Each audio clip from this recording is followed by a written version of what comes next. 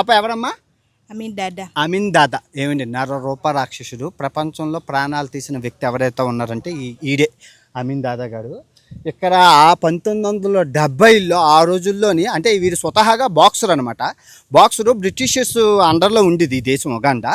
అప్పుడు మనోడు army chief అనమాట. వాళ్ళకి కుక్కలాగా ఉండడం వల్ల ఆర్మీ చీఫ్ అయిపోయాడు.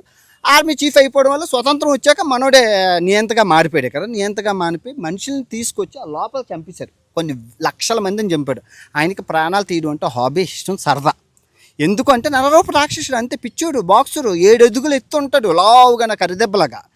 చూపిస్తాం లోపలికి వెళ్ళి. మనం సీక్రెట్ ఛాంబర్స్కి వచ్చేసామండి. ఇదిగోండి 5 సీక్రెట్ ఛాంబర్స్ అనమాట. ఒక్కొక్క ఛాంబర్లో 100 మందిని పెట్టేవారు. 100 మంది 5 × 100 500. ఈ కిందన ఇక నీళ్ళు పెట్టేవాడు. నీళ్ళు పెట్టేసి మనుషుల్ని తీసుకొచ్చి చంపేసేవాడు. మొత్తం మామూలుగా కాదు, ప్రాణం తీయడం అంటే ఆయనకి ఇష్టం. ప్రాణాలు తీయడం అంటే ఇష్టం. ఆఫ్రికాకి ఆడి పేరు చెప్తే ఇప్పటికీ వణుకుపోతారు. అది అమీన్ దాదా. ఆ దాదా పేరు ఎట్టుకున్నందుకు దొంగన కొడుకు అలాంటోడు. ఇదిగోండి మొత్తం ఏం పిట్టలు తీసినట్లు తీసుకోవడండి. ప్రాణాలు లక్షల్లో తీసేశాడు. ఒక్కడే అన్ని ప్రాణాలు తీసేశాడు.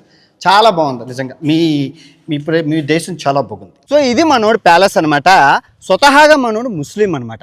సో ఏం చేశారంటే మనోడికి కల్లోనే అల్లా కనబడి ఇక్కడ ఉన్న భారతీయుల్ని, మిగతా దేశం ఏషియా ప్రజల్ని పంపించమని అంటే మనోడు పొద్దున్న లేచి మీటింగ్ పెట్టి చెప్పాడు అందరికి, ప్రజలందరికీ ఇక్కడి నుంచి పంపించాలి నాకు అల్లా చెప్పాడని.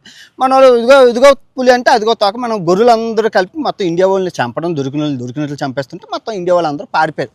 ఇది 1970 నుంచి 80 వరకు ఓచకోతలోని చాలా జరిగింది. చాలా లేపుకొని వెళ్ళిపోయాడు. ఇది మనోడు కథ.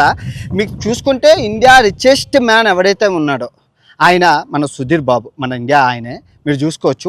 మన ఇండియా ఆయన సుధీర్ బాబు. చూస్తున్నారా? మన ఇండియా ఆయన. సో ఆ రోజుల్లో మనోళ్ళే బాగా డబ్బులు ఉండేవాడు. అందుకే ఇలా జరిగిందనమాట. బాగుందా మనోడు కథ? మన అది అమీన్ దాదా కథ బాగుంది కదా.